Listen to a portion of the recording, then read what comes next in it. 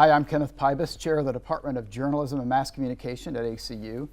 You may know John Quiñones as international and national reporter for such shows as Primetime Live, 2020, ABC World News Tonight. You may know him as the host of What Would You Do for 15 years. Yeah.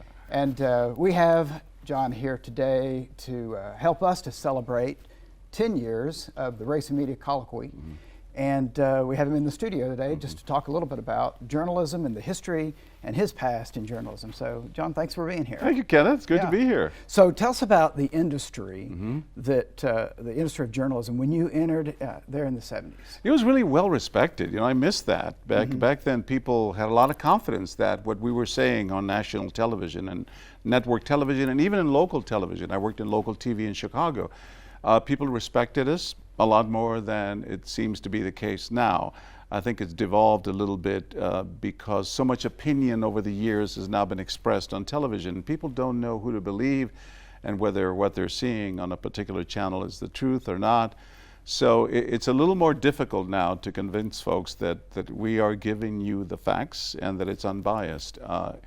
It was highly regarded, much more so when I started. So when you said to your family, I want to be a journalist, when you were 13 and you said, I want to be a TV journalist, your family didn't say, oh, no, I don't want to. You know, when I would look around, I would read the newspapers and listen to the radio and see local TV, all the stories that were being done on my community in the barrio, on the west side of San Antonio, were negative stories.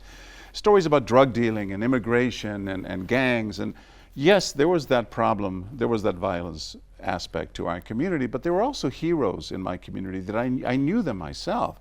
People who were doing wonderful things in San Antonio on the west side where I grew up, and yet you hardly ever heard from them. And I wanted to do story. I wanted to shine a light on the heroes who were doing wonderful things. And that's why I first got into the business. And I knew just the person who could tell those stories, me, right? Because I was from that community. So that's where I started. My parents, they applauded it. I mean, my mother didn't like me traveling. In the end, when I went to ABC and I started going to war zones and dangerous places and covering earthquakes and, you know, hurricanes, she would worry a lot because I was her only boy. My sisters tell me she would run up to the TV screen and bless the screen when I was on camera to keep me safe, so that God would keep me safe and the Virgin of Guadalupe would keep me safe. And it worked, because here I am still today, right? Because you were in Nicaragua, El Salvador. I mean, is there any place in the world you haven't been in covering? Well, no. I mean, let's see here. I went to Africa. I covered the Middle East. I covered death squads in El Salvador. The terrorist attacks in Israel, you know, the war between the Palestinians and Israelis, and I went into Baghdad when the U.S. invaded. You know, I was in Panama when the U.S. invaded Panama. I didn't go to Vietnam. I was too young for that. That happened before my time. But I've just been about it at several of these war zones, you know. So you hear that, going back to what you said about negative news and the potential to do positive news, you still hear that, right? That the media focuses on the negative and not enough on the positive. How do you respond to that? Well, news is that which is unusual, right? So we don't do stories on planes that flew well today and didn't crash. We do the story about the plane that did crash. That's what's unusual. Having said that, yeah, I think sometimes people are yearning for something positive and for a little break. And that's why even on World News Tonight with David Muir, at the end of every broadcast, he has a real feel-good piece that sort of makes you smile at the end of a difficult day. But we have to give you the bad news because that's what we have to work on to fix. And What Would You Do was a show that showed you that we have a lot of work to do in this country when it comes to fixing our biases, right? And accepting people who are different from us. On the other hand, yeah, it reminded us that there was work to do, but it also reminded us that we've come a long way, that people can be accepting and compassionate, and it restored your faith in America. Every time we did a scenario, someone at the end, maybe someone ignored the wrongdoing and the injustice for the entire segment. But at the end, finally, you can breathe because someone would step in, and often it's the person you would least expect, and do something really amazing and just touches your heart. You told a story about how you got from Chicago to The network? working at the network. So how did that take place? Well, I was hired to be a local reporter in Chicago, and I loved it, but then I wanted to do a story about immigration. You know, being from Texas, being Mexican-American, even though my family's lived here for 7 generations, you know, we had family who came from Mexico illegally, and I wanted to find out what it's like. I asked the question, what are the push factors that make someone leave their families behind in Mexico, their mothers, their children, you know, their wives, to come risk their lives crossing the Rio Grande or the desert in Arizona to come get a job in this country as a roofer or a busboy at a restaurant for very little money, right? How bad must it be? So I convinced my news director in Chicago to let me go undercover and let me go to Mexico and pose as a Mexican immigrant trying to get into the US. Obviously, I can pull it off because I was 27 years old. I was about the right age when a lot of young men come, risk their lives, swim across the Rio Grande or the desert. And my news director believed in the story, and he said, if you're crazy enough to want to do this, I think we should do it. So I went undercover, and I found a coyote, a smuggler, who for $300 sold me a fake birth certificate and a fake Social Security card. He thought I was just another immigrant, right? And then he says, okay, tonight meet me on the banks of the Rio Grande, and we'll swim across the Rio Grande to Laredo, from Nuevo Laredo, Mexico to Laredo, Texas. And sure enough, at 7 p.m., he puts me in an inner tube and he pushes me across the river. I had cameras on the Texas side of the river documenting my little journey. And I didn't stop there. I got on a bus, went to Chicago, because we wanted to make it a local Chicago story, right? Where there's a big Mexican-American community. And I got a job at a restaurant where the owner of the restaurant had not paid his worker in 17 weeks. His workers, he had 7 undocumented workers, right? And he had not paid them in 17 weeks. And every time they complained, he would say, hey guys, you get to sleep here in the basement, you get to eat all the food you want, you keep complaining and I'll call immigration and have you deported. And by the way, that happens in America today. So I went there, I got a job as a dishwasher. So by day I'm washing dishes, and then at night I went and slept with the other guys, the other undocumented workers in the basement. And through tears, they told me on camera, I pulled out a little camera and I started interviewing them in Spanish. And again, that's the value of being able to speak Spanish, right? They told me through tears how they were being held, you know, against their will. And the next day I came back to work, and this time wearing a suit, speaking fluent English. And I remember I had to chase the owner of the restaurant through the parking lot because he didn't want to talk to me about what he was doing to those workers. The next day after that story aired about me swimming across the Rio Grande, working at that restaurant, the U.S. government moved in, they shut down the restaurant, they arrested the owner, and they got the Mexican workers the money they were owed and temporary visas to remain here while they worked on their residency. And I knew then that those are the kinds of stories that I could tell better than anyone because of where I come from and because of that other language I speak. And ABC News was watching, and they offered me a job at the network. So my dream came true. But I literally had to risk my life swimming across the Rio Grande for that story. Did you, and then were you immediately assigned to Florida, right? Because Central America was blowing up, it was the 80s, and there were wars going on in Nicaragua and El Salvador, and they needed someone who spoke Spanish to go cover that part of the world.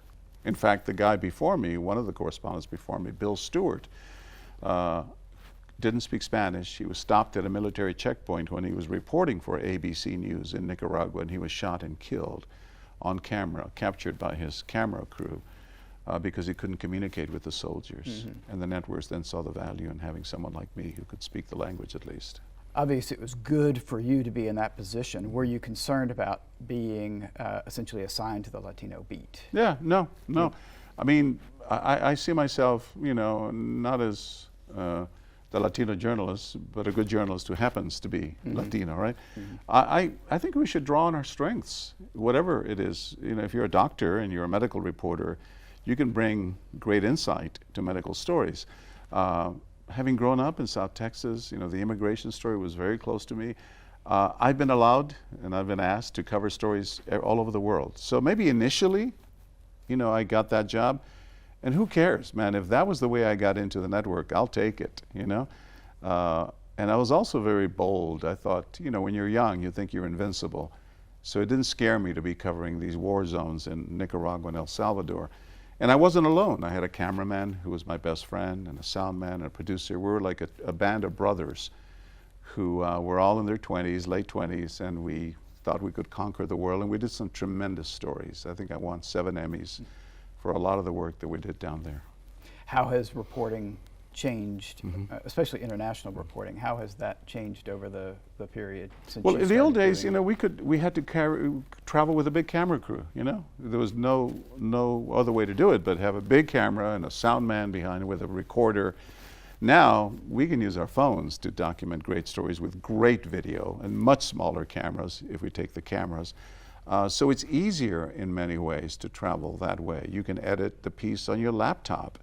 I used to have to go into a sound booth to record my narration. Now I do it on my iPhone with a little microphone. It sounds perfect. And then I email my voice to New York. It's a whole lot different that way, technically. I think, but the journalism still has to be there, and we have great reporters. ABC does still, based in Mexico City and all over the world. I don't travel as much as I used to on breaking news stories down there, but we certainly have a team that does. Yeah. What else has changed from your observation in the journalism industry? In a good way, it's much more diverse. When I started at ABC, I was one of the very few Hispanics. I mean, there was Geraldo Rivera, and I think that's about it. And then I came, and then now we have not only people on camera who are diverse backgrounds, but also in the production side. I mean, the producers and the senior producers, the people who really make the decisions on what stories get covered, are now diverse, in large part at ABC due to this new president we have, who's Kim Godwin, who's just made huge efforts to diversify the news team, and we're all the better for it. And in that sense, I think that's changed and that's better. Too many people now watch their news on their phones, so they're not always rushing to watch it on our broadcast. That's changed, but we've adjusted. Now we have a digital 24-hour channel at ABC News Live. That's a streaming channel. We have our own anchors there, and I do our own, when I'm in Uvalde or anywhere else in the world, I do pieces for them too. So a lot of it is on demand. Like the old days when we had to tape record the broadcast. Now you can just call it up on your phone. I want to get to what you've done in Uvalde in just a second, but tell me a little bit about what folks at ABC, your friends in journalism, think about how do we restore trust, because we see the charts that show trust in media declining. Yeah. And I'd say part of that's trust in institutions, trust in lots of things. Yeah, the banking institution, trust in government, banks. And so, but we do have, as journalists, we have an obligation to restore trust and to have trust, and we need trust. So how do we do that? I think we just keep our noses to the grindstone. I haven't changed the way I tell my stories, and neither has David Muir or Juju Chang on Nightline, all our broadcasts. The correspondents who've been there along with me are still doing the same kinds of stories the same way. It's the audience who has been distracted now by other channels that are very opinionated. And so they see them and they compare us to them. So because one of the other channels is to the left or to the right, they think all journalists are expressing personal opinions. And that's hurt us. We have no choice but to continue doing the solid kind of reporting that we've always done. If you watch World News Tonight on ABC, you see solid reporting from the White House and from the Middle East. And David does some tremendous stories, again, and then ending it all with a field goal. So I do live reports from Uvalde or wherever the story might break. I still do a lot of the breaking news, which makes me happy. I think that's the only thing we can do. I mean, if viewers aren't going to, they'll respond eventually. And I think the pendulum is swinging the other way now that you've seen some of the more opinionated talent on some of the other channels go away. I think it tells us that people just want to restore integrity. People want to believe in what we tell them. if you just, as a viewer, if you just diversify what you're watching, you'll be better for it. I think you'll understand that we're doing our best here. I mean, when John Quiñones does a story, it's not just me. We have lawyers and standards people overlooking it, making sure that all my T's are crossed and every I is dotted, because we're that determined to make it accurate. Yeah, tell us about what you have been doing in Uvalde for the past year. ABC News made a commitment to stay in Uvalde for 365 days. We call it Uvalde 365. Often when the media descends upon a town where there's been a tragedy like this, we are there for a few weeks and then we leave to the next mass shooting, and God knows there'll always be another one these days, right? But this time the president of ABC News, Kim Godwin, said, no, we're not going to do that. We want to open up an office there, and we're going to maintain a presence there for at least a year. We're going to go longer than a year, as it turns out. And we're going to be doing stories every day. We're not going to we're not going to allow the world to forget about what happened in this little dusty little town. These precious lives that were lost, 19 children and 2 teachers. And we're going to continue, holding the authorities' feet to the fire. We're going to continue demanding answers. What happened here? What went wrong? Why did it take more than almost 400 police, law enforcement officers, more than an hour, 77 minutes, to take down the shooter when he was still continuing to kill people, young students? So we're fighting to get answers, and we'll stay there for a long time. And it's a real tribute to the new president of ABC News. It's not cheap to do this, in a time when there are cutbacks in networks.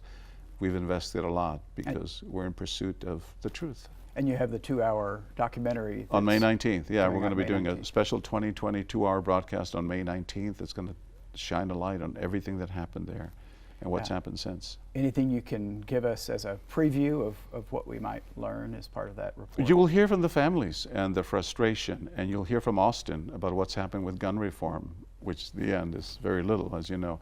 But you will see how determined these families have turned into activists and still mourning the children that they lost, but now trying to make some changes in that community. It's a very touching account, and you'll witness the strength of the human spirit. Yeah. Well, thanks very much for joining us today. Thanks for Jeff. coming to campus, Yeah. speaking to campus, and talking with our students. And, I loved it. We hope to have you back. Thank you very much, man. Really a thank you. pleasure. And thank you for joining us for our conversation with John Quiñones.